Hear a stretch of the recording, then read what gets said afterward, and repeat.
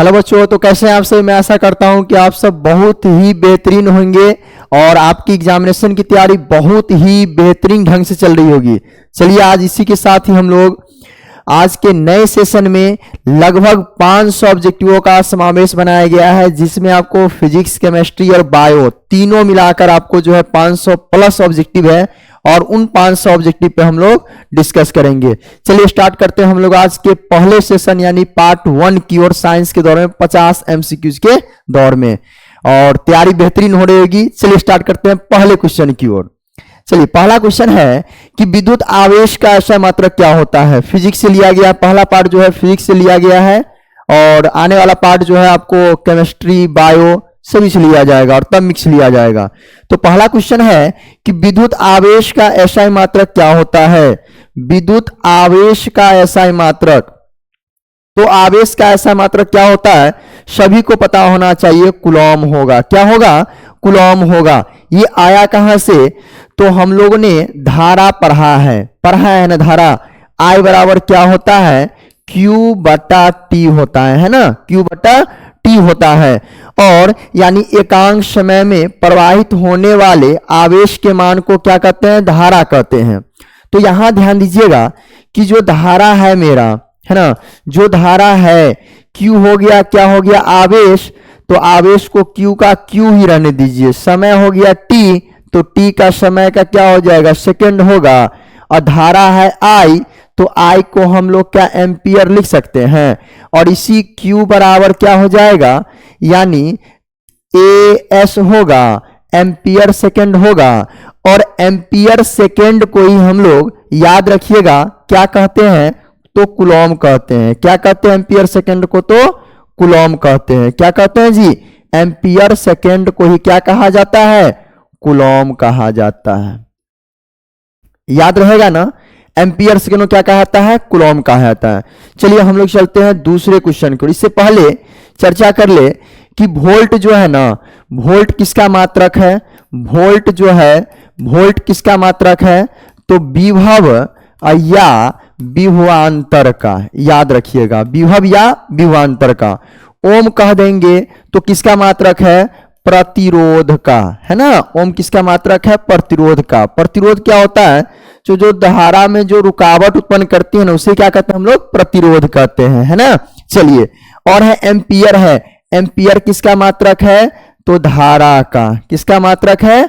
धारा का। क्लियर है? इस फर्स्ट क्वेश्चन में सभी आने वाले ऑप्शन क्लियर भी करते चलिए ताकि आपको एग्जाम में कोई प्रॉब्लम ना हो। एक ऑब्जेक्टिव 4 क्वेश्चन पूछे जाते हैं। चलिए अगला क्वेश्चन है, क्वेश्चन नंबर 2 कह रहा है कि वायुमंडल में कौन सा वर्ण सबसे अधिक प्रकीर्णित करता है। यानी वायुमंडल में वह कौन सा रंग है ना जो सबसे अधिक क्या प्रकीर्णित करता है। तो यहां पर हमेशा ध्यान रखिएगा कि जब भी प्रकीर्णन यानी फैलाने की बात आएगी, जब भी प्रकीर्णन यानी फैलाने की बात आएगी, प्रकीर्णन मतलब होता है फैलाना। प्रकीर्णन मतलब क्या होता है? फैलाना होता है ना। तो फैलाने की बात आएगी तो आपको 7 रंग याद होने चाहिए जो कि सूर्य के प्रकाश में पाए जाते हैं। सूर्य के प्रकाश में पूछे कितने रंगों का समूह है, तो रंग कितना है? 7 रंग है। कौन कौन? तो बैजानी, ह पिनाला। याद रहेगा ना, बैजानी, ह पिनाला। जिसमें बै से हो जाएगा बैगनी, याद रखिएगा।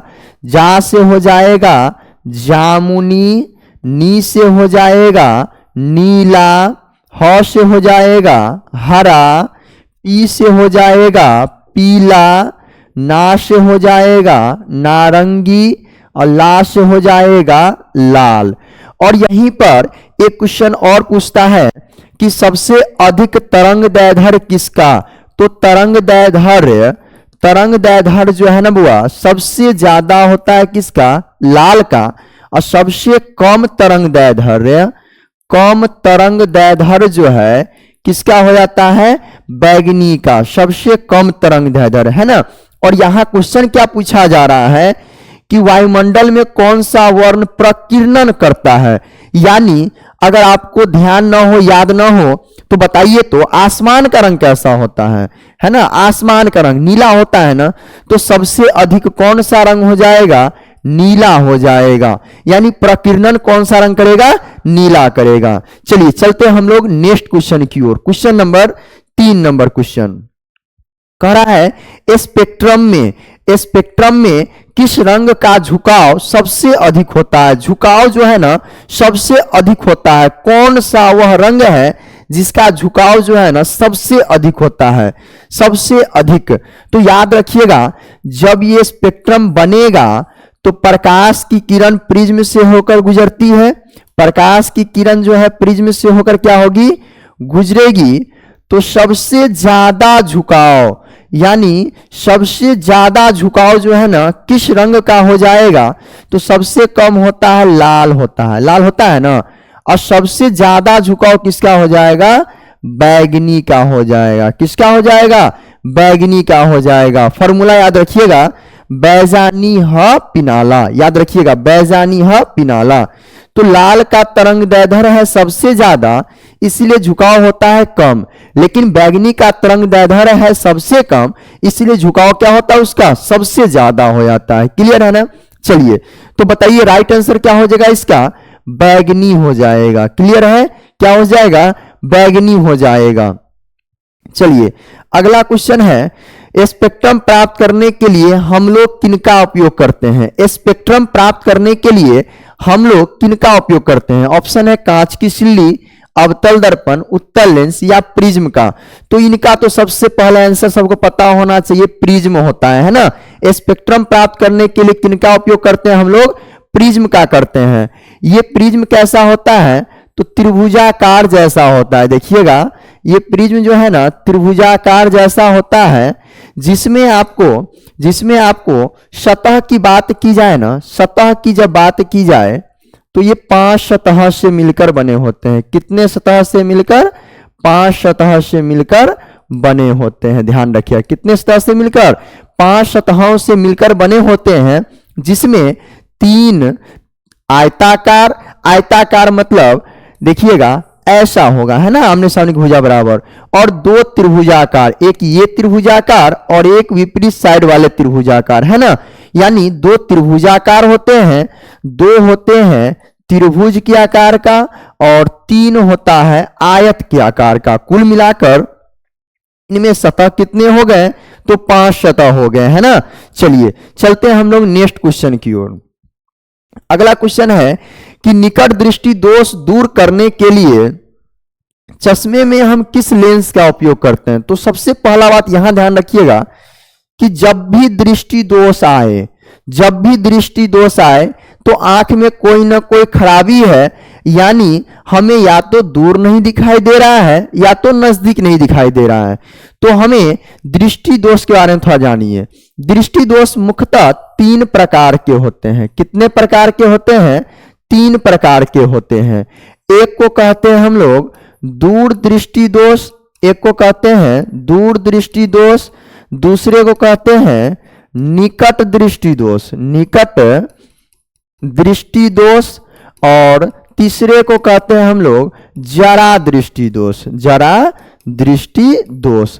और एक चौथा एक और आता है, वो आपका है अबिंदुकता, अबिंदुकता। याद रखिए कौन कौन सा है, यानी दृष्टि दोष मुख्यतः पूछे तो 3 ही टिक लगाना है। कितने होते हैं, 3 ही होते हैं। कौन कौन, तो निकट, दूर और आपको जरा दृष्टि दोष। लेकिन जब आपको एक अलग से अबिंदुकता दे दिया जाए तो ये अबिंदुकता भी होते हैं, दृष्टि दोष के ही प्रकार आते हैं। तो यहां क्वेश्चन पूछ रहा है कि निकट दृष्टि दोष को दूर करने के लिए किस लेंस का उपयोग करते हैं हम लोग चश्मा में। तो याद रखिएगा हमेशा जब भी निकट दृष्टि दोष आता है तो अवतल लेंस का उपयोग किया जाता है। यानी निकट दृष्टि दोष में हम लोग अवतल लेंस का उपयोग करते हैं। किसका उपयोग करते हैं, अवतल लेंस का। किसका उपयोग करते हैं, तो अवतल लेंस का उपयोग जो है करते हैं, अवतल लेंस का उपयोग करते हैं। लेकिन दूर की बात करें तो हम लोग उत्तल लेंस का उपयोग करते हैं। किसका उपयोग करते हैं? उत्तल लेंस का उपयोग करते हैं। और जब जरा की बात कर दिया जाए तो हम लोग किनका उपयोग करते हैं? तो जरा में आपको दोनों प्रकार का लेंस है ना, एक उत्तल भी और एक आपको अवतल भी रहता है, तो जिसको हम लोग बाइफोकल कहते हैं। क्या कहते हैं? बाइफोकल कहते हैं। और जब अबिंदुकता की बात कर दिया जाए तो बेलनाकार लेंस कहते हैं। याद रखिएगा, यहां से क्वेश्चन पूछते हैं कि निकट दृष्टि दोष को दूर करने के लिए किनका उपयोग करेंगे, दूर को दूर करने के लिए किनका उपयोग करेंगे, जरा को दूर करने के लिए किनका उपयोग करेंगे, है ना। तो हमेशा याद रखिएगा कि आपको बाइफोकल जरा दृष्टि दोष में नीचे वाले को हम लोग उत्तल लेंस कहते हैं और ऊपर वाले को हम लोग अवतल लेंस कहते हैं। क्लियर यहां तक? चलिए हम लोग नेक्स्ट क्वेश्चन की ओर। हर एक क्वेश्चन के जो भी ऑप्शन आ रहे हैं ना उन पे डिस्कस किया जाए ताकि एग्जाम में एक भी क्वेश्चन छूटे नहीं, है ना। लगभग 500 क्वेश्चनों का समावेश है जिनमें आपको अगर गौर किया जाए तो 2000 ऑप्शन आएंगे और 2000 ऑप्शनों पर ही चर्चा होगी ताकि आपको एग्जाम में किसी प्रकार की प्रॉब्लम क्रिएट ना हो, है ना। जो भी चैनल पे नए विजिट कर रहे हैं वो जरूर चैनल को सब्सक्राइब कर दीजिए ताकि आने वाला वीडियो हमेशा आप तक पहले पहुंचे और तुरंत इनका फायदा आपको मिल सके। चलिए चलते हैं हम लोग अगले क्वेश्चन की ओर। क्वेश्चन नंबर नेक्स्ट कह रहा है कि किसी वस्तु का प्रतिबिंब कहां बनता है। किसी वस्तु का प्रतिबिंब यानी आंख का वह कौन सा भाग है जहां पर सबसे पहले प्रतिबिंब जो है वहां बनता है, वस्तु का प्रतिबिंब जो है बनता है। तो याद रखिएगा कि वस्तु का प्रतिबिंब कहां बनता है? रेटिना पर बनता है। कहां बनता है? रेटिना पर बनता है। और रेटिना का ही दूसरा नाम है दृष्टि पटल। क्या है? दृष्टि पटल कहते हैं। याद रखिएगा, रेटिना का ही दूसरा नाम ना, रेटिना का ही दूसरा नाम ना दृष्टि पटल है। क्या है? दृष्टि पटल है। और याद रखिएगा कि जो भी आंख नेत्र होते हैं ना, यहां आप गौर करिएगा, जो नेत्र होते हैं ना आपके वो कैसे होते हैं? देखिएगा, ये नेत्र है ना, है ना। तो याद रखिएगा हमेशा कि आपका ये वाला भाग है ना, ये वाला भाग जो है ना आपका कैसा होगा? 3 रंगों का होता है ना। कितना रंग का होता है? 3 रंगों का होता है ये वाला भाग। यानी जो भी आपको देखिए परितारिका है ना, परितारिका और ये पुतली जहां से जो है प्रकाश जो है ना जा रहा है ना, ये अंदर में ये पुतली आपका 3 रंगों का होता है, वो भी आपको माता पिता के गुण जैसा, यानी कि आपका नीला, भूरा और काला रंग का होता है। और ये श्वेत मंडल यानी स्वच्छ मंडल भी कहा जाता है, स्वच्छ मंडल भी इसे हम लोग कहते हैं, है ना, स्वच्छ मंडल कहते हैं। क्लियर यहां तक? चलिए चलते हैं हम लोग नेक्स्ट क्वेश्चन की ओर। और कॉर्निया की बात कर लिया जाए इसमें, तो कॉर्निया दान किया जाता है। कॉर्निया क्या किया जाता है? दान किया जाता है। तो मानव के नेत्र का वह कौन सा भाग है जो दान दिया जाता है? तो याद रखिएगा कॉर्निया है ना। क्या है? कॉर्निया है। चलिए चलते हैं हम लोग नेक्स्ट क्वेश्चन की ओर। अगला क्वेश्चन है कि निम्न में से कौन सा पदार्थ लेंस बनाने में प्रयुक्त नहीं किया जाता है। यानी वह कौन सा पदार्थ है जो आपको बनाने में, लेंस बनाने में प्रयुक्त नहीं किया जाता है। देखिए जल का प्रयोग किया जाता है लेंस बनाने में, है ना, कांच का भी किया जाता है, प्लास्टिक का भी किया जाता है, मिट्टी का नहीं किया जाता। याद रखिए किसका नहीं किया जाता है? मिट्टी का नहीं किया जाता आपको लेंस बनाने में। क्लियर यहां तक? चलते हम लोग नेक्स्ट क्वेश्चन की ओर। अगला क्वेश्चन है निम्न में से किस माध्यम में प्रकाश की चाल अधिकतम होती है। प्रकाश की चाल जो है ना अधिकतम होती है। देखिए सबसे ज्यादा तो अगर चर्चा की जाए तो प्रकाश की चाल सबसे ज्यादा जो है ना निर्वात में होती है। सबसे ज्यादा कहां होती है? सबसे ज्यादा प्रकाश की चाल जो है ना कहां होती है? तो निर्वात में होती है। निर्वात के बाद आता है आपका हवा। याद रखिए क्या हो जाएगा? हवा हो जाएगा। यानी प्रकाश की चाल सबसे ज्यादा कहां होती है? पहले निर्वात में। अगर आपको निर्वात ऑप्शन में नहीं दिया गया है तो आप राइट आंसर क्या दीजिएगा? हवा दे दीजिएगा। क्या दे दीजिएगा? हवा दे दीजिएगा। क्लियर यहां तक? चलिए अगला क्वेश्चन है आपके सामने, निम्न में से किस लेंस की फोकस दूरी धनात्मक होती है? लेंस की चर्चा कर रही है, लेंस। तो याद रखिएगा लेंस की जब चर्चा किया जाए तो लेंस मुख्यतः कितने प्रकार के? 2 प्रकार के, एक उत्तल लेंस और एक अवतल लेंस, है ना। एक उत्तल लेंस और एक अवतल लेंस होता है। तो लेंस में जब भी फोकस दूरी धनात्मक होते हैं ना, वो धनात्मक आपका उत्तल लेंस का ही होता है, और आपका अवतल लेंस का जो है फोकस दूरी क्या हो जाएगा, ऋणात्मक होता है। क्या होता है, ऋणात्मक होता है। लेकिन उत्तल लेंस की फोकस दूरी क्या होती है, हमेशा धनात्मक ही होती है। चलिए अगला क्वेश्चन चलते हैं। क्वेश्चन नंबर नेक्स्ट है कि निम्न में से लेंस की क्षमता का मात्रक क्या है। लेंस की क्षमता का मात्रक क्या है। तो लेंस की क्षमता का मात्रक जो है ना बुआ, डायोप्टर है। क्या है, डायोप्टर है। यदि आपको डायोप्टर नहीं दिया है तो आपको मीटर इनवर्स लिखा मिलेगा, है ना, मीटर इनवर्स। क्या मिलेगा, मीटर इनवर्स। और ये एसआई मात्रक बोलेगा। क्या बोलेगा, एसआई मात्रक बोलेगा। कहेगा कि लेंस की क्षमता का एसआई मात्रक क्या है, तो मीटर इनवर्स। और या मीटर इनवर्स नहीं दिया है तो आपको डायोप्टर में जाके टिक लगाना है। क्लियर है। उसी प्रकार से जूल का किसका मात्रक है, तो जूल किसका मात्रक है, कार का मात्रक है। वाट किसका मात्रक है, तो शक्ति का मात्रक है। और अर्ग किसका मात्रक है, तो ये सीजीएस मात्रक होता है ना।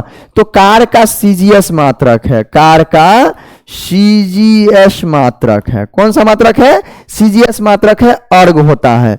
और एक जूल का मानना 10 के पावर 7 अर्ग होता है। याद रखिएगा। उसी प्रकार से एक न्यूटन बराबर 10 के पावर 5 डायन होता है। उसी प्रकार याद रखिएगा कि नेत्र लेंस की क्षमता का मात्रक क्या हो जाएगा, डायोप्टर हो जाएगा, है ना। चलिए नेक्स्ट क्वेश्चन की ओर चलते हैं हम लोग। अगला है, किसी माध्यम के अपवर्तनांक म्यू का मान होता है। किसी माध्यम का अपवर्तनांक जो है ना, वो म्यू का मान किसके बराबर होता है। या ऐसे जानिए कि यहां पर स्नेल का नियम कह रहा है। किसका नियम, तो स्नेल का नियम कह रहा है। और स्नेल का नियम यानी अपवर्तन का जो दूसरा नियम है ना, दूसरा नियम जो है ना, वही कह रहा है साइन आई बटे साइन आर हो जाएगा। क्या हो जाएगा, साइन आई बटे साइन आर हो जाता है। क्लियर यहां तक। चलिए अगला क्वेश्चन है कि अवतल लेंस का आवर्धन क्या होता है। तो सबसे पहला बात, आवर्धन है क्या, तो प्रतिबिंब की ऊंचाई। किसकी ऊंचाई, प्रतिबिंब की ऊंचाई बटा वस्तु की ऊंचाई, वस्तु की ऊंचाई। और बता दें आपको कि अवतल लेंस में जो भी प्रतिबिंब बनते हैं ना, वह काल्पनिक बनते हैं, है ना। और जब भी काल्पनिक बनेगी तो हमेशा याद रखिएगा, तो उसका जो है प्रतिबिंब कैसा, सीधा बनेगा। और जब भी सीधा बनेगी तो प्रतिबिंब की ऊंचाई किस में जाएगी, प्लस में जाएगी। और जब प्लस में जाएगी तो प्रतिबिंब की ऊंचाई बटे वस्तु की ऊंचाई भी प्लस में, ये भी प्लस में, दोनों। तो भी बटा क्या हो जाएगा, यू हो जाएगा। यानी प्रतिबिंब की ऊंचाई बटा वस्तु की ऊंचाई, है ना। चलिए अगला क्वेश्चन है, लेंस में मुख्य फोकस की संख्या। तो लेंस में मुख्य फोकस की संख्या पूछ रही है। तो लेंस 2 परावर्तक सतहों से बना होता है ना, 2 परावर्तक सतह। तो यहां ध्यान दीजिएगा कि लेंस जो है 2 परावर्तक सतह से यदि मिल के बना हुआ है, ये लेंस है, लेंस जो है सो आपका 2 परावर्तक सतह से मिलकर बना हुआ है, एक इधर से और एक यहां, ध्यान दीजिएगा, एक आपका जो है ये वाला पोर्शन है ना। तो यहां ध्यान दीजिएगा, तो इनका तो कहीं ना कहीं आपको सी होगा, है ना, इनका कहीं ना कहीं आपको एफ होगा, इनका भी कहीं ना कहीं सी होगा, इनका भी कहीं ना कहीं एफ होगा। तो लेंस में फोकसों की संख्या कह दे तो फोकस यहां कितना है, 1 और 1 2 है ना। यानी लेंस में मुख्य फोकसों की संख्या कितनी होती है, 2 होती है। तो क्या होगा राइट आंसर इसका, 2 हो जाएगा, है ना। चलिए चलते हैं हम लोग नेक्स्ट क्वेश्चन की ओर। क्वेश्चन है, किसी लेंस द्वारा उत्पन्न आवर्धन का एसआई मात्रक क्या होता है। किसी लेंस के द्वारा ना उत्पन्न आवर्धन का एसआई मात्रक। पहला बात कि आवर्धन का एसआई मात्रक कह रहा है, तो आवर्धन बराबर होता क्या है, प्रतिबिंब की ऊंचाई बटा वस्तु की ऊंचाई। तो बताइए प्रतिबिंब की ऊंचाई, है ना, प्रतिबिंब की ऊंचाई और बटा वस्तु की ऊंचाई, वस्तु की ऊंचाई। तो ऊंचाई है तो इसका मात्रक क्या होगा, मीटर। और ये भी ऊंचाई है मात्रक क्या होगा मीटर, और मीटर से मीटर कैंसिल आया एक, और एक का कोई भी मात्रक बीमा नहीं होता है ना, एक का कोई मात्रक नहीं होता है, इसलिए राइट आंसर क्या हो जाएगा, मात्रक विहीन हो जाएगा। क्लियर है, क्या हो जाएगा, मात्रक विहीन हो जाएगा। चलिए अगला क्वेश्चन है, दाढ़ी बनाने के लिए कौन सा दर्पण उपयुक्त है, दाढ़ी बनाने के लिए कह रही है ना, दाढ़ी बनाने के लिए, या यहीं पर आपको ऐसे ही पूछा जाता है कि हजामती दर्पण, हजामती दर्पण में किसका उपयोग किया जाता है, तो याद रखिएगा हमेशा अवतल दर्पण का उपयोग किया, किसका उपयोग किया जाता है, अवतल दर्पण का उपयोग जो है हजामती दर्पण में किया जाता है। चलिए नेक्स्ट क्वेश्चन है, क्वेश्चन अगला है, दर्पण सूत्र क्या है, दर्पण सूत्र पूछ रहा है ना, दर्पण सूत्र तो हमेशा याद रखेंगे दर्पण सूत्र बराबर होता है दोनों प्लस बराबर 1/f होता है, याद रखिएगा 1/v प्लस 1/u बराबर 1/f, या कभी कभी ऐसे ही पूछ देता है कि 1/v प्लस 1/u बराबर, और हम लोगों ने पढ़ा है r बराबर 2f, तो f बराबर हो जाएगा r/2 हो जाएगा, तो r अब बट्टा 2 होगा तो 2 कहां चल जाएगा, ऊपर चल जाएगा, यानी 1/v प्लस 1/u बराबर 2/r हो जाएगा, है ना, ऐसा भी कभी काल पूछ देता है एग्जाम में, याद रखिएगा। चलिए तो अगले क्वेश्चन को चलते हैं हम लोग, उत्तल दर्पण में बना काल्पनिक प्रतिबिंब होता है, उत्तल दर्पण में जो बना काल्पनिक प्रतिबिंब होता है ना, वह कैसा होता है, तो काल्पनिक हमेशा सीधा होता है, तो सीधा खोजिए, एक यहां है सीधा, एक यहां, ये तो होगा नहीं, ये ऑप्शन तो पहले कट गया है ना, तो बच क्या गया, सीधा सीधा। और उत्तल दर्पण में हमेशा वस्तु से छोटा प्रतिबिंब बनता है, कैसे गौर करिएगा, तो आप देखे हैं ना मोटरसाइकिल देखे हैं ना, उसका जो साइड मिरर होता है ना, उसमें कौन सा दर्पण लगा होता है, कौन सा रहता है, तो उत्तल रहता है, और उत्तल जब भी रहता है आपको, उत्तल में याद है ना कि जब भी रहता है आपको क्या रहता है, उसमें छोटा दिखता है, तो इसीलिए क्या हो जाएगा, हराशित हो जाएगा, क्या हो जाएगा, हराशित, हराशित मतलब क्या होता है, छोटा होता है, क्या होता है मतलब छोटा होता है, क्या होता है, तो हराशित यानी छोटा होता। आइए आप लोग को हम लोग उत्तल दर्पण दिखाते हैं ना, कौन सा दर्पण, उत्तल दर्पण दिखाते हैं। देखिए उत्तल दर्पण होता कैसा है, यही है आपका उत्तल दर्पण है, कौन सा दर्पण है, उत्तल दर्पण है, ये कौन सा दर्पण है, तो उत्तल दर्पण है। देखिएगा तो इस दर्पण में देखिए तो गौर करिए, छोटा सा प्रतिबिंब बन रहा है कि नहीं बन रहा है, छोटा सा बन रहा है कि नहीं बन रहा है, तो छोटा सा जब बन रहा है तो वही तो है उत्तल की कहानी, है ना, छोटा देख रहे हैं ना, छोटा सा प्रतिबिंब बन रहा है, यानी ये जो छोटा सा प्रतिबिंब दूर से बन रहा है ना, ये कौन से दर्पण का कारनामा है, तो उत्तल दर्पण का कारनामा है ना। क्लियर यहां तक, तो क्या हो जाएगा, सीधा और हराशित बनता है। चलिए नेक्स्ट क्वेश्चन को चलते हैं हम लोग, समतल दर्पण द्वारा बना प्रतिबिंब कैसा होता है, तो समतल दर्पण द्वारा बना प्रतिबिंब, समतल दर्पण है क्या, तो उनके बारे में चलिए हम लोग देखते हैं। एक समतल दर्पण है ना, समतल दर्पण देखते हैं हम लोग, एक समतल दर्पण, कौन सा दर्पण, समतल।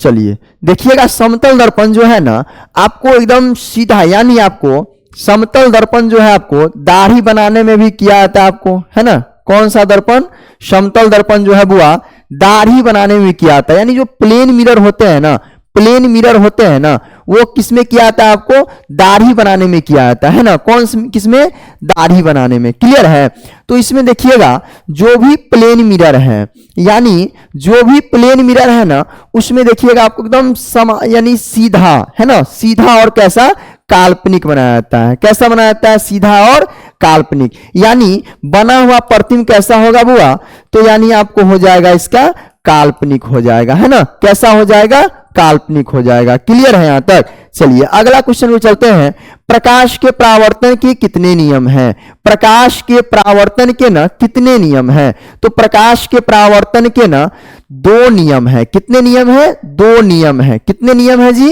2 नियम है, किनके, तो प्रकाश के परावर्तन के 2 नियम है, यानी जब भी प्रकाश की किरणें आती है, है ना, और समांतर क्या होती है, वापस जाके लौटती है ना। तो ये जो आ रही है ना प्रकाश किरण और जा रही है ना, यानी आने वाला आपतित, जाने वाला परावर्तित, आने वाला आपतित, जाने वाला परावर्तित, और डाला गया बीच में क्या रहता है, लंब रहता है। डाला गया बीच में क्या रहता है, लंब रहता है। तो यानी तीनों बिंदु एक ही पर मिलते हैं, तीनों रेखा क्या होते हैं, एक ही बिंदु पर मिलते हैं। ये तो हो गया पहला नियम। दूसरा नियम क्या है कि आपतन कोण का मान जो है ना परावर्तन कोण के मान के बराबर होता है। कोण आई बराबर कोण आर होता है। तो ये फॉर्मूला किस में आ जाएगा, 2 में आ जाएगा। क्लियर यहां तक? चलिए, तो हमारा सेशन आज का जो है, आपको सेशन आज का जो है सो बस यहीं तक रह गया पार्ट 1 वीडियो में। चलिए हम लोग मिलते हैं आप लोग से पार्ट 2 वीडियो में। धन्यवाद।